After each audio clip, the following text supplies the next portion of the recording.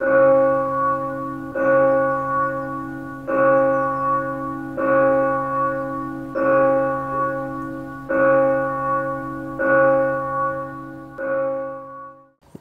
సువార్త 4:23 అయితే యథార్థముగా ఆరాధించువారు అనుంది. యథార్థముగా ఆరాధించువారు ఆత్మతోనూ సత్యముతోనూ తండ్రిని ఆరాధించు కాలము వచ్చుచున్నది, అది ఇప్పుడు వచ్చే ఉన్నది. దేవుడు ఆత్మ గనుక ఆయనను ఆరాధించువారు ఆత్మతోనూ సత్యముతోనూ ఆరాధింపవలెను అనే మాట 24వ చూస్తున్నాం. 23వ యథార్థముగా ఆరాధించువారు అని ఉంది. యథార్థత అనేది చాలా ప్రాముఖ్యమైనది. క్రైస్తవ జీవితంలో యథార్థత అనేది ఉంటేనే దేవుడు మనల్ని అంగీకరిస్తాడు. ఆరాధనలో యథార్థత ఉంటేనే ఆరాధన అంగీకరిస్తాడు. ప్రార్థనలో యథార్థత ఉంటేనే ప్రార్థన అంగీకరిస్తాడు. యథార్థత చాలా ప్రాముఖ్యమైనది. సామెతలు 15:8 అక్కడ ఏమని ఉందంటే, భక్తిహీనులు అర్పించు బలులు యెహోవాకు హేయములు, యథార్థవంతుల ప్రార్థన ఆయనకు ఆనందకరము అని రాయబడింది. యథార్థవంతుల ప్రార్థన ఆయనకు ఆనందకరము అంటే ప్రార్థనలో కూడా యథార్థత కావాలి. మనం మోకరించి ప్రార్థనలో కూర్చుంటే ప్రార్థన చేస్తూ ఉంటే ఆయన ప్రార్థన వినే ముందు మన హృదయాన్ని చూస్తాడు. హృదయంలో యథార్థత ఉండాలి. ఆరాధనకు మోకరిస్తే ఆరాధించే ముందు మన హృదయాన్ని చూస్తాడు. హృదయంలో యథార్థత ఉంటేనే ఆరాధన అంగీకరిస్తాడు, లేకపోతే అంగీకరించడు. అందుకొరకు చాలా ప్రాముఖ్యమైనది యథార్థత. ఈ యథార్థత అనేది పుట్టుకతో అందరూ యథార్థవంతులు అని రాయబడింది బైబిల్లో. అయితే కొన్ని దినాలకు వాళ్ళు యథార్థత కోల్పోతారని రాయబడింది. మహాజ్ఞాని అనబడినటువంటి ప్రసంగి సొలొమోను మహారాజు గారు ప్రసంగి గ్రంథము 7వ అధ్యాయంలో ఆఖరి వచనంలో చెప్తున్నాడు. ప్రసంగి గ్రంథము 7వ అధ్యాయం ఆఖరి వచనం చదవగలిగే వాళ్ళు ఎవరైనా తీస్తే చదవండి. ప్రసంగి 7వ అధ్యాయం ఆఖరి వచనం, ఇది ఒకటి మాత్రము నేను కనుగొంటిని, ఏమనగా దేవుడు నరులను యథార్థవంతులనుగా పుట్టించెను, గాని వారు వివిధమైన తంత్రములను కల్పించుకొని ఉన్నారు అని రాయబడింది. పుట్టినప్పుడు యథార్థవంతులే వాళ్ళు.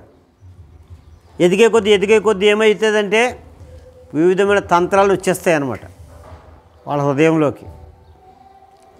ఒక చిన్న పాప, పసిపాప, చిన్న బిడ్డ పుట్టినప్పుడు తల్లి ఒడిలో ఉండి పాలు తాగుతున్నప్పుడు యథార్థవంతుడు, యథార్థవంతురాలు 3 సంవత్సరాలు 4 సంవత్సరాలు అయిన తర్వాత స్కూల్కి పంపుతాం. ఒక చిన్న బ్యాగ్, 2 పుస్తకాలు, ఒక పెన్సిల్, ఒక రబ్బర్ వేసి పంపిస్తాం. ఒక 2-3 రోజుల తర్వాత చూస్తే 2 రబ్బర్లు ఉంటాయి అందులో బ్యాగ్లో. ఎందుకుంటాయి 2 రబ్బర్లు? ఎవరో రబ్బర్ తీసి లోపల వేసుకుంటాడు అనమాట. అయితే 2 పెన్సిళ్ళు ఉంటాయి. ఇప్పుడు అది చూసిన తర్వాత తల్లి అడుగుతుంది, అరే ఈ రబ్బర్ ఎవరిది అంటే నాదే అంటాడు. అక్కడ ఏమున్నాయి? ఒకటి దొంగతనం ఉంది, రెండోది అబద్ధం ఉంది, 2 ఉన్నాయి. ఎవరు నేర్పుతారు? ఇంట్లో తల్లి నేర్పదు, స్కూల్లో టీచర్ కూడా నేర్పదు. ఎట్లా వస్తాయి ఇవి? లోకములో అపవాది ఉన్నాడు, సైతాను. ఎవరిని కరెక్ట్గా ఉండనివ్వడు, ఆ హృదయంలో పోసేస్తాడని. అంటే యథార్థత కోల్పోతారన్నమాట అందరూ. ఆ పాపాన్ని కలుషితాన్ని పోసేస్తే కొంచెం ఎదిగే కొద్దీ పగ, కక్ష, ఈర్ష, కపటం, అసూయ, వేషధారణ ఇవన్నీ వచ్చేస్తాయి. అవి సైతాన్ని తెచ్చిపెట్టేస్తాడని ఇంకెవ్వరు తీయలేరు. వాటిని ఎవ్వరు తీయలేరు. ఒక్క యేసుప్రభు ఒక్కడే తీయగలుగుతాడు. ఆయన తన రక్తముతో కడిగి శుద్ధి చేస్తాడు. కాబట్టి యథార్థత అందరూ కోల్పోతారు. ఊహ తెలిసిన తర్వాత అయ్యో నేను యథార్థత లేదు, నాలో పాపం ఉంది, నా మాటల్లో పాపం ఉంది, కంటి చూపులో పాపం ఉంది, హృదయ తలంపుల్లో పాపం ఉంది, చేతుల క్రియల్లో, పాదాల నడతలో పాపం ఉంది. ఈ పాపం ఎవరు తీసేస్తారు? ఈ పాపం తీసుకోకపోతే నేను నరకానికి వెళ్ళిపోతాను అని ఆలోచించి యేసుప్రభు ఒక్కడే పాపుల కొరకు, రక్షణ కొరకు ప్రాణం పెట్టినాడని గుర్తెరిగి యేసుప్రభు దగ్గరికి వస్తే యేసుప్రభు నామములో ప్రార్థన చేస్తే ఆ యేసుప్రభు నామములో కడగబడతారు. మొట్టమొదట 1 కొరింథీ 6:11 ఆ మాట ఉంది. 1 కొరింథీ 6:11 చదవండి తీసిన వాళ్ళు ఎవరైనా. 1 కొరింథీ 6:11 మీలో కొందరు అట్టివారై ఉంటిరి కానీ ప్రభువైన యేసు నామమునను మన దేవుని ఆత్మయందుని మీరు కడగబడి పరిశుద్ధపరచబడిన వారై యేసు నామములో ప్రార్థన చేస్తే యేసు నామములో కడగబడతాం. అంత గొప్ప నామం, అందుకే ఆ పాట పాడాం.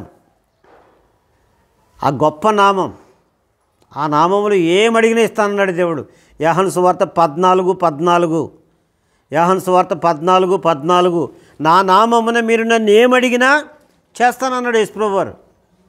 యేసుప్రభుని నమ్మిన బిడ్డలు వాస్తవంగా పాపక్షమాపణ పొంది బాప్తిసం పొంది సంఘములో చేర్చబడ్డ వాళ్ళు యేసుప్రభు నీ నామములు అడుగుతున్నాను, ఈ కార్యం చేయి ప్రభు అని ప్రార్థన చేస్తే ఖచ్చితంగా చేస్తాడు ఆయన. నమ్మాలి మనం. మేము ప్రతి వారము ఉపవాస ప్రార్థన చేస్తాము. శుక్రవారం ప్రతిరోజు ప్రార్థన చేస్తాం కలిసి. రాజుబాబు, నేను, సువార్త టీంలో కొంతమందిగా మేము కలిసి ప్రార్థన చేస్తాం. ఎందుకంటే సువార్త చేయాలి. చాలా చోట్ల చాలా సంఘాలు బలపరచాలి. దాదాపు 10 సంఘాలు ఉన్నాయి మేము బలపరుస్తున్న సంఘాలు. అందులో మీ సంఘం కూడా ఒకటి. కొంత ఈ మధ్య రాలేదు, చాలా ఎక్కువగా రాక దూరం అయిపోయింది మాకు. ప్రతి సంఘం కూడా చాలామంది విస్తరించారు, కానీ మీ సంఘం ఇంకా కొంచెం తక్కువైపోయారు. ఇట్లా కాదు, ఇక్కడి నుంచి ప్రతి నెల ఒకసారి ఖచ్చితంగా వస్తాం. ఎవరో ఒకరు, నేనో తమ్ముడో లేకపోతే ఎవరో ఒకరు వస్తాం. ఎందుకంటే సంఘాలు విస్తరించాలి. సంఘాలు ఇట్లాగా నిరసించిపోకూడదు. ఒకరినొకరు పురికొల్పుకొని రావాలి. దేవుని సన్నిధికి వస్తే దైవ సమాధానం, దైవ శాంతి పొందుతారు. సమృద్ధి ఉంది, ఆ సమృద్ధి పొందుతారు. 36వ కీర్తన 8వ వచనం చదవమ్మా. 36:8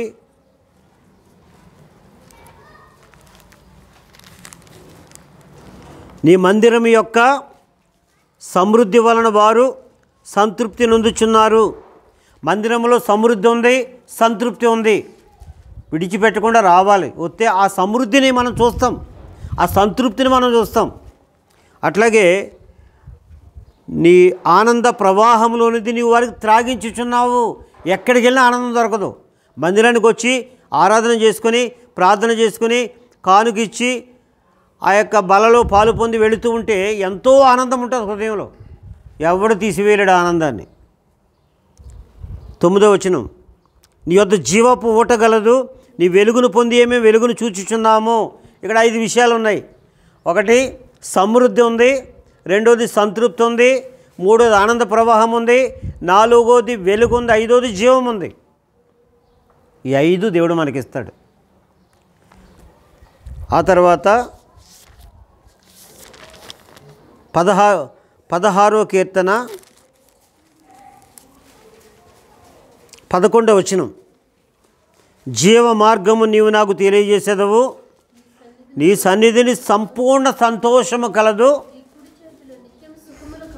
దేవుని సన్నిధిలో సంపూర్ణ సంతోషం ఉంది. ఎక్కడ దొరుకుతుంది మనకి? ఎక్కడ దొరుకుతుంది సంపూర్ణ సంతోషం చెప్పండి? నిత్య సుఖాలు ఉన్నాయి దేవుని చేతిలో, అవి ఇస్తాడు మనకి. కాబట్టి దేవుని సన్నిధికి రావాలి. దేవుని సన్నిధికి వస్తే అన్నీ పొందుతాం. యేసుప్రభు నామంలో ఏమడిగినా ఇస్తాడు ఆయన. యేసుప్రభు నామంలోనే పాపక్షమాపణ. ఈ భూమి మీద ఇయ్యబడిన ఏ నామమున మనకు పాపక్షమాపణ దొరకదు, ఒక్క యేసు నామంలోనే. అందుకే యేసుప్రభు నామంలో పాపాలు ఒప్పుకుంటే క్షమాపణ పొందుతాం. వాక్యమైన ఉదకంతో కడగబడతాం, తర్వాత రక్తముతో కడగబడతాం, ఆ తర్వాత బాప్తిసం పొందే పరిశుద్ధాత్ముడు వస్తాడు, ఆత్మలో కడగబడతాం. ఇన్ని అనుభవాలు ఉంటాయి. యేసుప్రభు నామంలో బాప్తిసం పొందితే పరిశుద్ధాత్మ మన హృదయంలోకి వస్తాడు. ఆ యేసు రక్తముతో నీతిమంతులం అవుతాము. యేసు రక్తము ద్వారానే పవిత్రులము, పరిశుద్ధులం అవుతాం. యేసుప్రభు రక్తం మనస్సాక్షి కడుగుతుంది. హెబ్రీ 9:14 నిత్యుడగు ఆత్మ ద్వారా తన్ను తాను దేవునికి నిర్దోషినిగా అర్పించుకొనిన క్రీస్తు యొక్క రక్తము నిర్జీవ క్రియలను విడిచి జీవము గల దేవుని సేవించుటకు మీ మనస్సాక్షిని ఎంతో ఎక్కువగా శుద్ధి చేయను. మనస్సాక్షిని కడిగేది యేసు రక్తం. మనస్సాక్షి కడగబడితే మనిషి మారిపోతాడు. అలవాట్లు మారిపోతాయి, సిగరెట్లు మారిపోతాయి, వేషధారణ మారిపోతుంది, సినిమాలు మారిపోతాయి, ఆగిపోతాయి, చెడ్డ మాటలన్నీ ఆగిపోతాయి. నేను రక్షణ పొందకముందు పెద్ద జుట్టు ఉండేది, నాకు కర్లింగ్ హెయిర్ అనమాట, బెల్ బాట్ ప్యాంట్లు ఉండేవి, సిగరెట్ కాల్చేవాడిని, తాగుడు తాగేవాడిని, అంత అల్లరి చిల్లరగా తిరిగేవాళ్ళం కాలేజీ స్టడీలో. అన్నీ మారిపోయాయి. రక్షణ పొందిన తర్వాత అన్నీ మారిపోయాయి.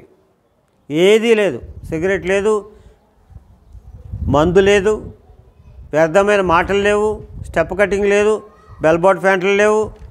రక్షణ పొందాక వైట్ డ్రెస్సే, అంతకుముందు వేసే డ్రెస్సులు లేవు. అంతా దేవుని యొక్క కృప. దేవుడు మార్చాడు. మార్చబడిన తర్వాత ఇంకా మార్పు కనిపించాలంత అందరికీ. మా ఊరు వెళ్ళి సువార్తకి వెళ్ళాం. మా ఊరు రక్షణ పొందిన తర్వాత బైబిల్ పట్టుకుని నేను వెళ్తూ ఉంటే అంత ఆశ్చర్యపోయారు. అంతా నోటి మీద చేసుకుంది, ఏంటి ఇలాగైపోయాడు, ఎట్లా ఉండేవాడు, అల్లరి చిల్లరగా తిరిగేవాడు, తాగుడు బూతులు అన్నీ ఉండేవి, ఇట్లా మారిపోయాడు అనుకున్నారు అందరూ. ఎలా మారిపోయేవరా నువ్వు, మమ్మల్ని కూడా తీసుకెళ్ళి మమ్మల్ని కూడా మార్చనివ్వరు మా ఫ్రెండ్స్ అంతా వచ్చి. అట్లాగా యేసుప్రభు నమ్మిన తర్వాత ఏ కొరత లేదు, ఏ లోటు లేదు, అంతా కూడా సమృద్ధి. ఇంకా అనేకులకు ఇచ్చేటువంటి సమృద్ధి ఇచ్చాడు దేవుడు. పూర్తిగా మార్పు వచ్చిన తర్వాత మన జీవితంలో దేవుడు గొప్ప కార్యాలు చేస్తాడు, అద్భుత కార్యాలు చేస్తాడు, ఆశ్చర్య కార్యాలు చేస్తాడు. మనం దేవునికి ఇష్టమైన బిడ్డలుగా ఉండాలంతే, దేవుని గణపరిచే బిడ్డలుగా ఉండాలంతే. ఆయన రక్తంతో ఒకసారి కడగబడితే మనిషి మారిపోతాడు. ఆ రక్తంతో నీతిమంతులం అయిపోతాం. రోమా 5:9 కాబట్టి ఆయన రక్తము వలన ఇప్పుడు నీతిమంతులముగా తీర్చబడి మరింత నిశ్చయముగా ఆయన ద్వారా ఉగ్రత నుండి తప్పించబడతాం. ఉగ్రత అంటే నరకం లేదు మనకి. తర్వాత 1 యోహాను 1:7 అయితే ఆయన వెలుగులో ఉన్న ప్రకారం మనమును వెలుగులో నడిచిన ఎడల మనం అన్యోన్య సహవాసము గలవారమై ఉందుము. అప్పుడు ఆయన కుమారుడైన యేసు రక్తము ప్రతి పాపము నుండి పవిత్రులుగా చేస్తుంది. యేసు రక్తం నిన్ను పవిత్రులుగా చేస్తే ఎవరు అపవిత్రపరచలేరు. ఆ పవిత్రత కాపాడతాడు దేవుడు. కాబట్టి యేసు రక్తములో పవిత్రులం అవ్వాలి. ఎప్పుడైతే యేసు రక్తంతో కడగబడి నీతిమంతులమయ్యామో, యేసు రక్తంతో కడగబడి పవిత్రులమయ్యామో, ఈ రెండు జరిగిన తర్వాత అప్పుడు యథార్థత మన హృదయంలోకి వస్తుంది. మనం కోల్పోయిన యథార్థత. శిశుప్రాయంలో యథార్థవంతులుగా ఉన్నాం. మనం తల్లి ఒడిలో ఉన్నప్పుడు యథార్థవంతులుగా ఉన్నాం. ఎదిగే కొద్దీ యథార్థత కోల్పోయాం. తిరిగి యథార్థత మనకు వస్తుంది. అందుకే దేవుడు ఏమంటాడంటే, నీవు నీ దేవుడైన యెహోవా యొద్ద యథార్థపరుడవై ఉండవలెను. ఆ మాట ఎక్కడుందంటే ద్వితీయోపదేశకాండం 18:13. ద్వితీయోపదేశకాండము 18వ అధ్యాయం 13వ వచనం చదవండి ఎవరైనా. ద్వితీయోపదేశకాండం 18వ అధ్యాయము 13వ వచనం.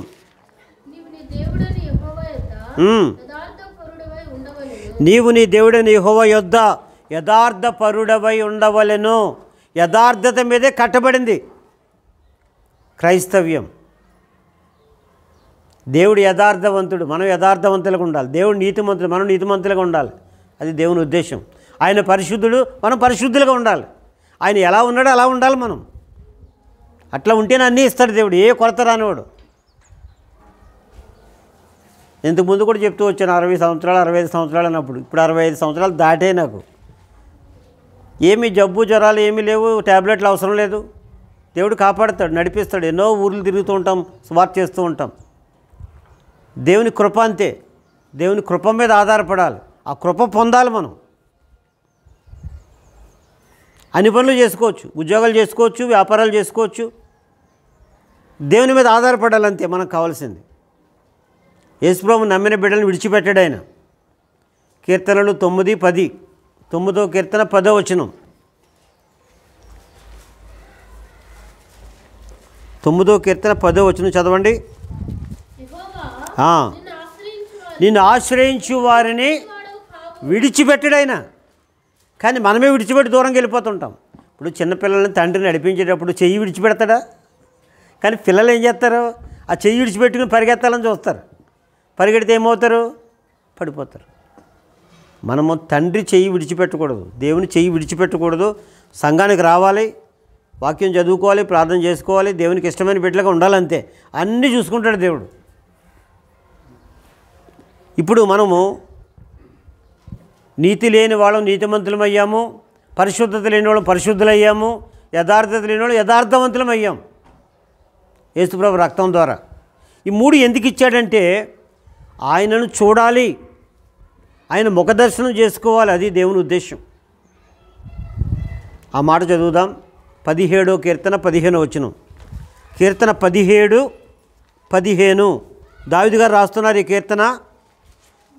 నేనైతే నీతి గలవాడనై నీ ముఖ దర్శనము చేసేదను. చాలు. ఆ తర్వాత భాగము అది యేసుప్రభు రాకడలో జరిగే భాగం. అది నేను మేల్కొనినప్పుడు, అంటే దావీదు గారు నిద్రపోతూ ఉన్నాడు పరదేశంలో. మేల్కొనినప్పుడు నీ స్వరూప దర్శనముతో నా ఆశను తీర్చుకుంటానని చెప్తున్నాడు ఆయన. అయితే ఈ భూమి మీద ఉండగా నేనైతే నీతి గలవాడనై నీ ముఖ దర్శనము చేసేదను. మనం కూడా దావీదు గారి వలె ఈ భూమి మీద దైవనీతి కలిగి ఉండి ప్రతిరోజు ఆయన ముఖ దర్శనం చేసుకోవాలి. వాక్యం చదువుతుంటే వాక్యం ద్వారా దేవుడు కనపడాలి, దేవుడు మనతో మాట్లాడాలి. ప్రార్థనకు మోకరిస్తే, ప్రార్థించడానికి కళ్ళు మూసుకుంటే మనోనేత్రంలో దేవుడు కనపడాలి. ముఖ దర్శనం అంటే అది. నీతి ద్వారా ముఖ దర్శనం చేసుకోవాలి. అలాగే పరిశుద్ధత ద్వారా, ఆ మాట కూడా చదువుదాం. హెబ్రీ 12:14. హెబ్రీ 12:14 వచనం తీసిన వాళ్ళు చదవచ్చు. అందరితో సమాధానమును పరిశుద్ధత కలిగినట్టుకు ప్రయత్నించుడి. పరిశుద్ధత లేకుండా ఎవడును ప్రభువును చూడడు. అంటే నువ్వు పరిశుద్ధుడిగా ఉండాలి. ఏ పరిశుద్ధత? దేవుడిచ్చిన పరిశుద్ధత, రక్తముతో కడగబడిన పరిశుద్ధత. అప్పుడు దేవుడు కనపడతాడు నీకు ఈ మనోనేత్రంలో. ఈ మనోనేత్రంతో ప్రభువుని చూడాలి నువ్వు. పరిశుద్ధత ద్వారా దేవుని చూడాలి నువ్వు. లోకాశలు, లోక పాపము, లేకుంటే సినిమాలు చూడాలనుకుంటే దేవుడు కనపడ్డు. అన్నీ విడిచిపెట్టుకోవాలి. అప్పుడు ప్రభువు నీకు కనిపిస్తాడు మనోనేత్రంలో. ఇది రెండవది. మూడవది యథార్థత. యథార్థతతో కూడా దేవుని చూడాలి. 11వ కీర్తన 7వ వచనం. 11వ కీర్తన 7వ వచనం చదవండి. యెహోవా నీతిమంతుడు, చదవండి. యెహోవా నీతిమంతుడు, ఆయన నీతిని ప్రేమించేవాడు, యథార్థవంతులైన ముఖదర్శనము. నువ్వు యథార్థత కలిగి ఉంటే, నువ్వు మోకరించి ప్రార్థన ఆరాధన చేస్తూ ఉంటే ఆయన ముఖం నీకు కనపడుతుంది. 3 విషయాలు. ఒకటి, నీతి ద్వారా ముఖదర్శనం చేసుకోవాలి, పరిశుద్ధత ద్వారా ముఖదర్శనం చేసుకోవాలి, యథార్థత ద్వారా కూడా ముఖదర్శనం చేసుకోవాలి. ఆ 3 నీకు ఇచ్చాడు దేవుడు. ఇచ్చాడా ఇవ్వలేదా? ఆరాధించే వాళ్ళకి, బలలో పాలు పొందే వాళ్ళకి ఆ 3 ఇచ్చాడు. ఆ 3 హృదయానికి చెందినవి. హృదయం శుద్ధి అయిపోయింది. మన హృదయం ఆ 3 జరిగాయంటే హృదయం శుద్ధి అయిపోయింది. ఇప్పుడు మత్తయి సువార్త 5:8 చదవండి.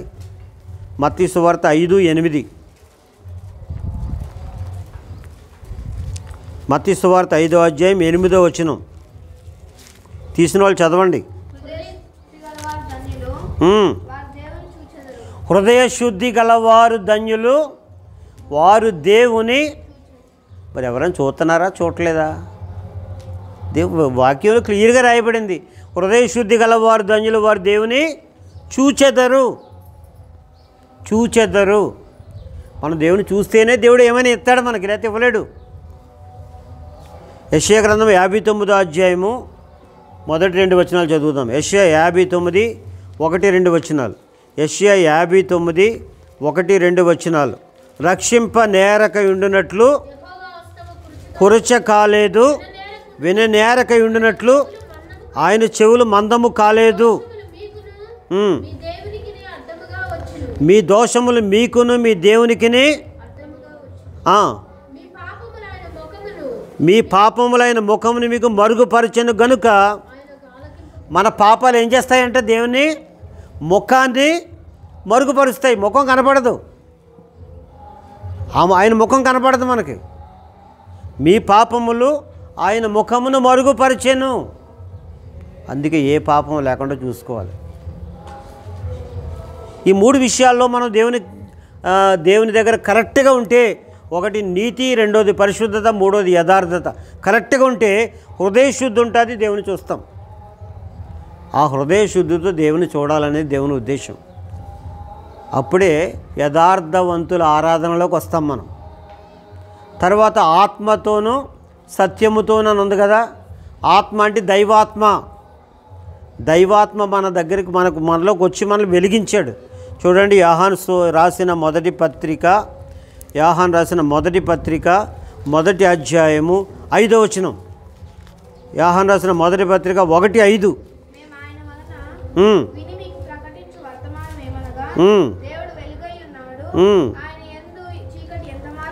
దేవుడు వెలుగై ఉన్నాడు, ఆయన యందు చీకటి ఎంత మాత్రము లేదు. ఆయన వెలుగై ఉన్న దేవుడు, ఆయన వెలుగై ఉన్నాడు. వెలుగు ఆయనలో ఉంది, ఆయనే వెలుగు. నేను ఈ లోకమునకు వెలుగునని చెప్పినాడు ఆయన. ఇప్పుడు మనమైతే చచ్చిన స్థితిలో ఉన్నాం. చచ్చిన స్థితిలో ఉంటామంటే అర్థం ఏంటి? ఎఫెసీయులకు రాసిన పత్రిక 2వ అధ్యాయం 1వ వచనం. మీ అపరాధముల చేతను పాపముల చేతను మీరు చచ్చిన వారై ఉండగా ఆయన మిమ్మల్ని క్రీస్తుతో కూడా, అంటే చచ్చిన స్థితిలో ఉన్నామంటే ఆత్మ ఆరిపోయింది.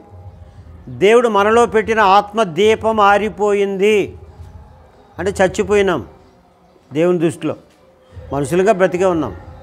ఇప్పుడు దైవ వెలుగు మనలోకి రావాలి. యేసుప్రభు ఈ లోకానికి వచ్చి మనుషులందరి కొరకు రక్తం చిందించి ప్రాణం పెట్టిన తర్వాత ఆ రక్తం ఉచితంగా ఇస్తున్నాడు. యేసుప్రభు, నేను పాపిని, నేను క్షమించు ప్రభు అన్నప్పుడు ఆ నామంలో కడగబడతాం, ఆ రక్తంలో కడగబడతాం. కడగబడిన తర్వాత పరిశుద్ధాత్ముడు మనలోకి వస్తాడు బాప్తిసం పొందాక. ఆ పరిశుద్ధాత్ముడు మనలోకి వచ్చి ఆ దీపాన్ని వెలిగిస్తాడు.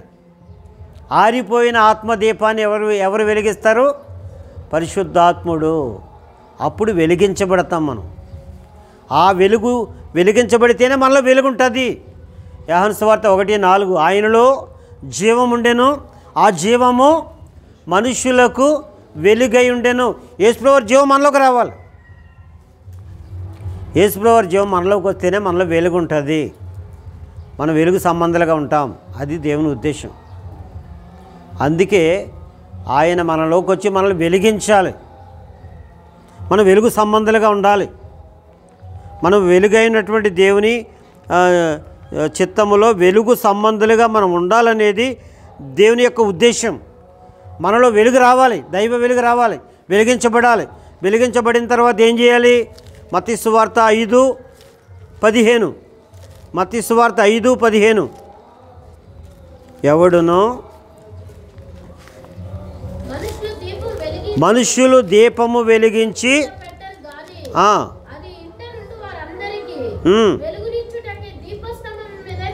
మనుషులు దీపం వెలిగించి దీపస్తంభం మీద పెడతారు. ఇప్పుడు మనం వెలిగించబడ్డాం. వెలిగించబడ్డ తర్వాత ఎక్కడ ఉండాలి? దీపస్తంభం మీద ఉండాలి. దీపస్తంభం అంటే ఏంటి? సంఘము. ఆ మాట ఎక్కడుంది? ప్రకటన 1వ అధ్యాయము ఆఖరి వచనములో ఆఖరి 2 లైన్లు చదువుతున్నాను చూడండి. ఆ 7 సువర్ణ దీపస్తంభముల సంగతి రాయుము. ఆ 7 నక్షత్రములు 7 సంఘములకు దూతలు. ఆ 7 దీపస్తంభములు 7 సంఘములు. దీపస్తంభం అంటే అర్థం ఏంటి? ఇప్పుడు సంఘము. వెలిగించబడ్డ తర్వాత సంఘంలో ఉండాలి. ఏదో ఒక సంఘంలో అంటుకట్టబడి ఉండాలి. ఒకరోజు ఈ సంఘానికి, ఒకరోజు ఆ సంఘానికి అట్లాగా వెళ్ళకూడదు. ఏదో ఒక సంఘంలో అంటుకట్టబడి ఉండి ఆ సంఘములో నీ దీపం వెలుగుతూ ఉండాలి. నీ దీపం వెలుగుతూ ఉండాలి. ఆ వెలుగు అనేకులకు పంచి ఇవ్వాలి. నువ్వు వెలగడం ఒకటే కాదు, ఆ వెలుగు అనేకులకు పంచి ఇవ్వాలి. నువ్వు అనేకుల దీపాలు వెలిగించాలి. అది దేవుని ఉద్దేశం. కాబట్టి దేవుడు వెలుగై ఉన్నాడు, మనల్ని వెలిగించాడు. ఆ వెలుగును నువ్వు కలిగి ఉండాలి. ఆ దీపస్తంభంలో నువ్వు వెలుగుగా ప్రకాశించాలి. 1 యోహాను 2వ అధ్యాయం 2వ వచనం చదువుదాం. మొదటి యోహాను 2వ అధ్యాయం 2వ వచనం చదవండి. ఆయనే మన పాపములకు శాంతికరమై ఉన్నాడు. మన పాపములకు మాత్రమే కాదు, సర్వలోకమునకును శాంతికరమై ఉన్నాడు. మన పాపములకు శాంతికరమై ఉన్నాడు ఆయన. యోహాను సువార్త 14వ అధ్యాయం 27వ వచనం. యోహాను సువార్త 14:27 చదవండి తీసిన వాళ్ళు. శాంతి మీకు అనుగ్రహించి వెళ్ళుచున్నాను, నా శాంతినే మీకు అనుగ్రహించుచున్నాను. దేవుడు శాంతి ఇచ్చి వెళ్తున్నాడు. మనకు ఆ శాంతి ఇచ్చినాడు. దైవ శాంతి నీకు నాకు ఇచ్చినాడు. ఎవరికీ లేదు ఇది. ఆ శాంతిని మనము అనేకులకు పంచిపెట్టాలి. అది దేవుని ఉద్దేశం. మనకు ఇవ్వబడిన శాంతి అనేకులకు పంచిపెట్టాలి. అందుకే ఊరూరు తిరుగుతాం, మేము ఇంటింటికి తిరుగుతాం సువార్త కొరకు వెళ్ళి. మీ ఊరి ఏరియా కూడా సువార్త చేయొచ్చు. ప్రార్థన చేస్తే కొంతకాలం ప్రార్థన చేసి సువార్త పెట్టుకుంటే సువార్త చేయొచ్చు. ఎవరు అబ్జెక్షన్ పెట్టరు. ఎక్కడ పర్మిషన్ కూడా తీసుకోం. మేము ప్రార్థన చేస్తాం, వాగ్దానం తీసుకుంటాం, సువార్త పలానా రోజు అని అనుకుంటాం. ఆ ప్రార్థన చేసి వెళ్తాం. దైవానికి చిత్తం ఏంటి, వెళ్ళాలా వద్దా, దేవుడు ఎప్పుడు వెళ్ళమంటే అప్పుడు వెళ్తాం. మంచిగా జరుగుతుంది సువార్త. ఒకసారి వైజాగ్ దగ్గర చోడవరం అనే ప్రాంతానికి సువార్తకి వెళ్దామని తీర్మానం చేసుకున్నాం. డేట్ పెట్టేస్తాం వెళ్ళడానికి.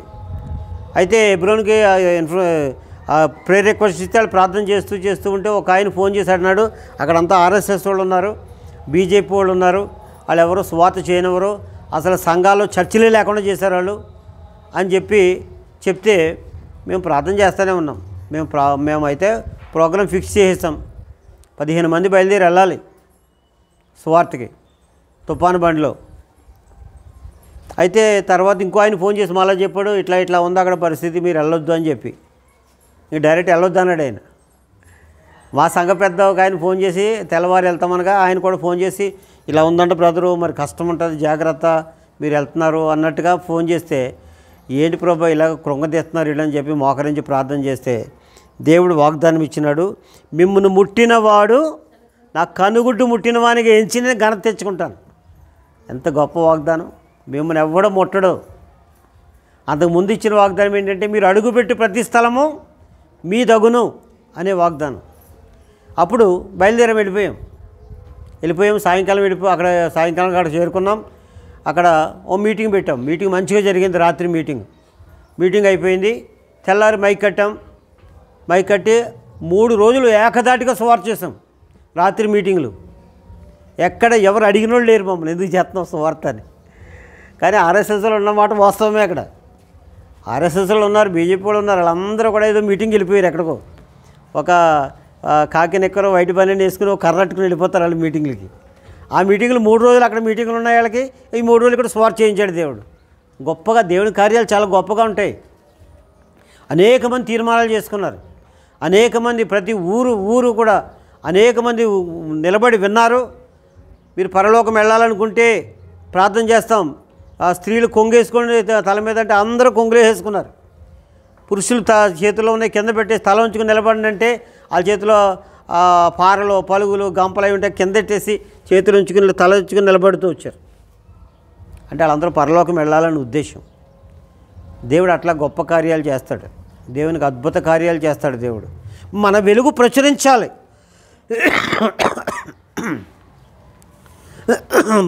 మనకు ఉన్నటువంటి దైవ శాంతిని మనం అనేకులకు పంచి ఇవ్వాలి. అది దేవుని ఉద్దేశం. అట్లాగే దేవుడు పరిశుద్ధుడై ఉన్నాడు, మనల్ని పరిశుద్ధులుగా ఉంచాడు. నిన్ను పరిశుద్ధురాలుగా చేశాడు, పరిశుద్ధులుగా చేశాడు. నీ పరిశుద్ధతను అనేకులకు పంచి ఇవ్వాలి. అనేకులు నువ్వు పరిశుద్ధులుగా చేయాలి.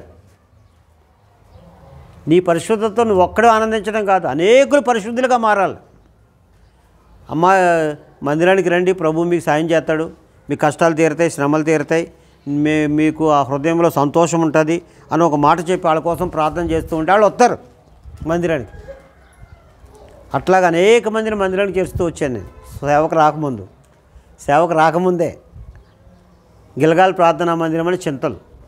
ఆ గిల్గాల్ ప్రార్థనా మందిరంలో నేను పుట్టి పెరిగాను.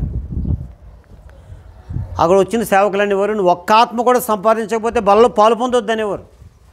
అప్పుడు అంత కఠినంగా చెప్పేవారు. సరే నేను ట్యూషన్ చెప్పేవాడిని, మ్యాథ్స్ సైన్స్ ఇంగ్లీష్ ట్యూషన్ చెప్పేవాడిని పిల్లలకి 10th క్లాస్ ఇంటర్మీడియట్ వాళ్ళకి. అప్పుడు ఖాళీ టైంలో బయటికి వెళ్తూ ఉంటే ఎవరైనా డ్యూటీలకు వెళ్తూ ఉండేవారు యవనస్తులు సైకిల్ మీద నడుచుకుంటా. అప్పుడు తమ్ముడు ఎక్కడ ఉంటావు నువ్వు అంటే పలానా చోట ఉంటాను సార్ అనేవాడు. ఏం పేరు నీదంటే పేరు చెప్పేవాడు. ఏ ఊరు నీదంటే పలానా ఊరు అని చెప్పేవాడు. మరి అయితే నువ్వు ఆదివారం చర్చికి రా ఇక్కడికి అని చెప్తే చర్చి ఆదివారం సెలవు ఉండదు సార్ నాకు అనేవాడు. అయితే సోమవారం బైబిల్ స్టడీ ఉంటుంది రా అంటే ఖచ్చితంగా వచ్చేవారు వాళ్ళు, ఖచ్చితంగా వచ్చేవారు. అట్లా 10 మందికి చెప్పేవాడు, వారానికి 10 మంది వచ్చేవారు. అందరూ చెప్పాలి, మనం ఇంటికి వచ్చి ప్రార్థన చేసేవాడిని. ప్రభువా పలానా రాజేష్కు సువార్త చెప్పాను, మందిరానికి రావాలని నడిపించి ప్రభు అని ప్రార్థన చేసేవాడు. ఖచ్చితంగా వచ్చేవాడు ఆయన. అట్లాగా అనేక మంది. పోనీ ఇక్కడ ఈ ఊర్లో అట్లా ఉంచండి, ఆంధ్ర ఇది. దుబాయ్ వెళ్ళాను. దుబాయ్ వెళ్తే అక్కడ ముస్లిం కంట్రీ, అది మన భాష ఉండదు, అరబిక్ మాట్లాడతారు, లేదా హిందీ, ఉర్దూ, తమిళ్, మలయాళం, ఇట్లా కేరళ ఇలా అంతా మాట్లాడుతూ ఉంటారు, చాలా భాషలో ఉంటారు. ఇప్పుడు నేను అక్కడ మందిరానికి వెళ్ళేసరికి ఒక బ్రదరు ఒక సిస్టర్ కూర్చొని ఉన్నారు, ఒక ఆయన వాకింగ్ చేస్తున్నారు. ముగ్గురే ఉన్నారు మందిరంలో, ముగ్గురే. మక్సింగ్ గారు పెట్టిన మందిరం అది. Beracah, Abu Dhabi Beracah, Dubai Beracah, Sharjah Beracah, 3 చోట్ల ఒకటే పేరు, మందిరాలు 3. అయితే ముగ్గురే ఉంటే అప్పుడు నేను అనుకున్నాను, ప్రభా ఇక్కడ కొన్ని ఆత్మలు సంపాదించాలి, నాకు సాయం చేయి ప్రభా అని ప్రార్థన చేస్తూ వచ్చాను. నేను వెళ్ళిన 2వ వారం నుంచి వాక్యం చెప్పడం స్టార్ట్ చేశాను. ఆ బ్రదర్ వాళ్ళు ఒక వాక్యం మీరు చెప్పండి, ఆరాధన కానీ బలగానే ఒకటి మీరు చెప్పమంటే అది చెప్పేవాడు నేను. ఆ తర్వాత ఎలా సంపాదించాలి ప్రభు ఆత్మలో, ఇక్కడ సువార్త చెప్పడానికి ఉండదు అని చెప్పి అనుకుంటే లేబర్ క్యాంప్స్ ఉంటాయి. ఆ లేబర్ క్యాంపులో 400 మంది ఉంటారు లేబర్, అంతా జెంట్సే ఉంటారు. వాళ్ళు గురువారం మధ్యాహ్నం నుంచి సెలవు, శుక్రవారం అంతా సెలవు, అంతా సినిమాలు పెట్టుకుని తిని తాగి కూర్చుని ఉంటారు. వాళ్ళు ఇంట్లో ఫ్యామిలీ అంతా ఊర్లో ఉంటారు. అంటే ఆంధ్రాలో, తమిళ్ అట్లా ఉంటారు. వాళ్ళు అప్పులు ఉంటాయి, సమస్యలు ఉంటాయి, అనారోగ్యాలు ఉంటాయి, కొన్ని చింతతో ఉంటారు, దిగులుతో ఉంటారు. వాళ్ళ దగ్గరికి వెళ్ళి మీ ఫ్యామిలీ కోసం ప్రార్థన చేస్తాం, మేము మీ సమస్యలు అప్పుల కోసం ప్రార్థన చేస్తాం, మీరు మాతో రండి చర్చికి అని చెప్పి వాళ్ళని ఛార్జీలు పెట్టుకుని తీసుకెళ్ళివ్వండి. నేను ఒక ఆటోలో 7 సీటర్ ఆటో అయితే 6గురు ఎక్కొచ్చు, అందులో ఛార్జీలు పెట్టుకు తీసుకెళ్ళిపోయేవాడిని. అట్లాగా 2 ఆటోలు తీసుకెళ్ళేవాడిని. అట్లాగా 3 ఉన్న వాళ్ళు 30 మంది చేసాం. 30 మందిని చేస్తే 11 మంది తీర్మానం చేసుకున్నారు. 11 మంది తీర్మానం చేసుకుంటే చేతులెత్తి కార్డులు ఇచ్చి వాళ్ళ కోసం ప్రార్థన చేసి ఎడ్డీ విలియమ్స్ గారిని రప్పించి పంజాబ్ నుండి అక్కడ 11 మందికి బాప్తిస్మాలు ఇప్పించాం. నేను వెళ్ళాక ఫస్ట్ బాప్తిస్మాలు థియేటర్ రెజినల్ గారు అక్కడ ఉన్నారు చాలా కాలం. ఆ తర్వాత ఆయన ఇటు వచ్చాడు, నేను అటు వెళ్ళాను. నేను వెళ్ళాక ఫస్ట్ బాప్తిస్మాలు అనమాట. తర్వాత స్పెషల్ మీటింగ్లు పెట్టాం. 3 రోజులు సెలవు వస్తుంది ఈద్కి. ఆ 3 రోజులు స్పెషల్ మీటింగ్లు పెట్టాం. ఆ స్పెషల్ మీటింగ్లో బాప్తిస్మాలు ఇచ్చాం. ఆ తర్వాత 30 మంది వాళ్ళు 90 మంది అయ్యారు. దేవుని కృప అంతా. నేను బాగా ప్రార్థన చేసేవాడిని. ప్రభువా ఒక్కరు కాదు, ఒక్కరుంటే 2 అవ్వాలి, 2 అంటే 4 అవ్వాలి, 4 10 మంది, 10 మంది 20 మంది, 20 మంది 40 మంది, ఇట్లాగా అవ్వాలి, ఇంప్రూవ్ అవ్వాలి ప్రభు అని ప్రార్థన చేసేవాడిని. నా ప్రార్థన ఆలకించాడు దేవుడు. చాలా పరిచర్య చేశాను అక్కడ. తర్వాత నేను సెలవు మీద వచ్చాను వెళ్ళిపోదామని. అప్పుడు సేవకు పిలిచాడు దేవుడు. అక్కడ చేస్తున్నాను కదా ప్రభు అంటే అక్కడ కాదు ఇక్కడ చేయమన్నాడు. అప్పుడు ఇక్కడ సేవకు ఫుల్ టైం సేవకు వచ్చేసాను అనమాట. అట్లాగా కాబట్టి ఆత్మలు సంపాదించడం చాలా ఈజీ, సువార్త చెప్పడం కూడా చాలా ఈజీ. చాలా కష్టం అనుకుంటారు చాలామంది. మేమంతా ఏం కష్టంగా ఫీల్ అవ్వట్లేదు, చాలా ఈజీ సువార్త అనేది. మన పుల్లలపాడని చౌదరిస్తున్న ఏరియా అంతా సువార్త చేసి వచ్చాం. చాలా బాగా జరిగింది సువార్త. అనేక మంది పత్రికలు తీసుకున్నారు, అనేక మంది వాక్యం వింటూ వచ్చారు. కాబట్టి సువార్త చేయాలి. అట్లాగే మనకు ఉన్నటువంటిది మన పరిశుద్ధత అంతకు పంచి ఇవ్వాలి వాళ్ళకి, మన దైవ వెలుగు పంచి ఇవ్వాలి, మనలో ఉన్న దైవశాంతి పంచి ఇవ్వాలి. అలాగే దేవుడు ప్రేమామయుడు అని చూస్తాం మనం. మొదటి యోహాను 4:8 ఉంది. దేవుడు ప్రేమ స్వరూపి. ఇప్పుడు రోమీయులకు రాసిన పత్రిక 5:5 చదవండి. రోమీయులకు రాసిన పత్రిక 5:5, రోమ 5:5.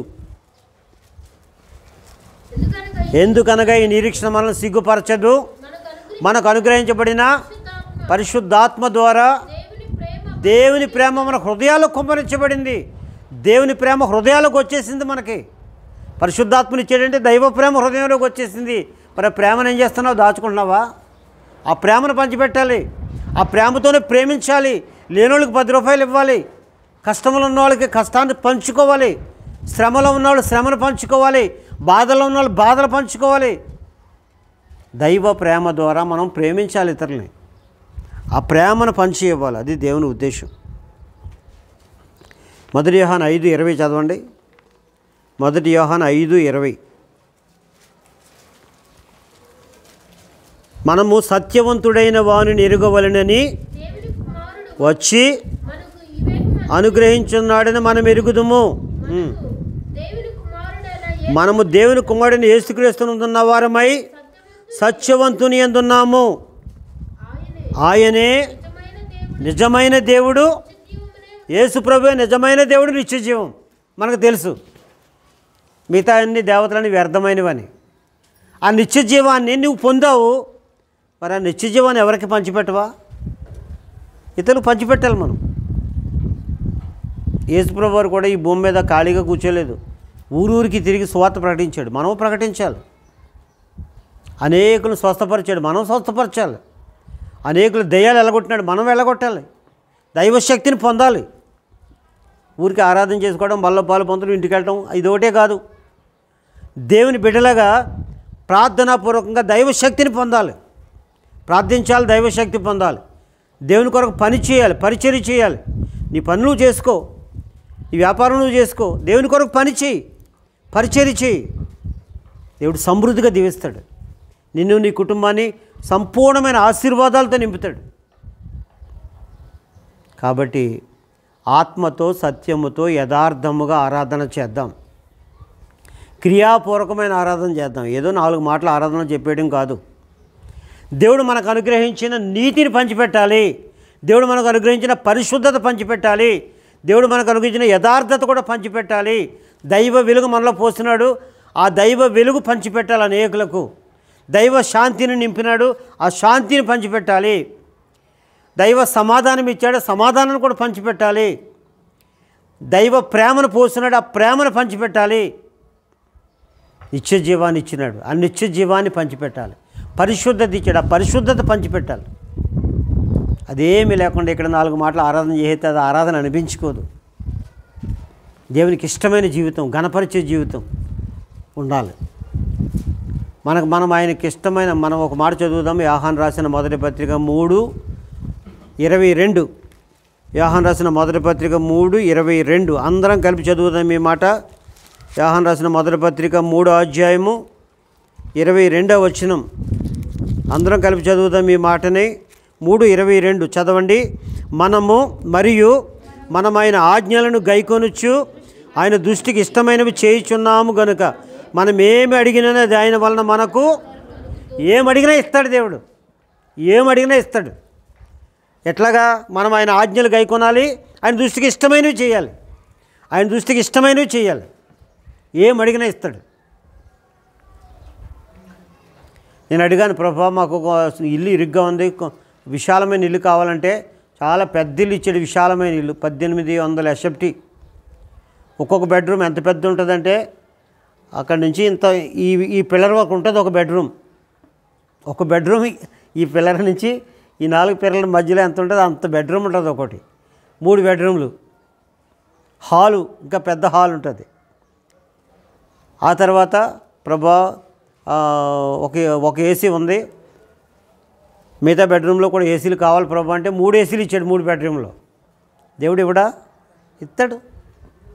అట్లాగే 3 బెడ్రూమ్లో 3 గీజర్లు, వాటర్ హీటర్, వాటర్ మళ్ళీ బకెట్లు పెట్టి నువ్వు వేడి చేసుకోక్కర్లేదు. అట్లాగా మా అబ్బాయి అమెరికా వెళ్ళాలని ప్రార్థన చేస్తూ వచ్చాను. అమెరికా వెళ్ళినాడు. ఇద్దరు వెళ్ళాలి, భార్యాభర్తలు ఇద్దరు, కానీ ఒకడే వెళ్ళాడు. తర్వాత ఇద్దరు వెళ్తారు. కారు కావాలని ప్రార్థన చేస్తూ వచ్చాం. కారు వస్తుంది రేపు. ఏమడిగినా ఇస్తాడు దేవుడు. ప్రభు కొరకు పని చేయాలంతే. మనం ప్రభు కొరకు మనం దీవెనకరంగా ఇష్టమైన బిడ్డలుగా ఉండాలి. ఏమడిగితే అది ఇస్తాడు. దేవునికి నమ్మకంగా ఉండాలి. దేవునికి నమ్మకంగా ఉండాలి. దేవుని మందిరాన్ని మానకూడదు. అనారోగ్యంతో ఉండి లేవలేకపోతే తప్ప దేవుని మందిరం మానకూడదు.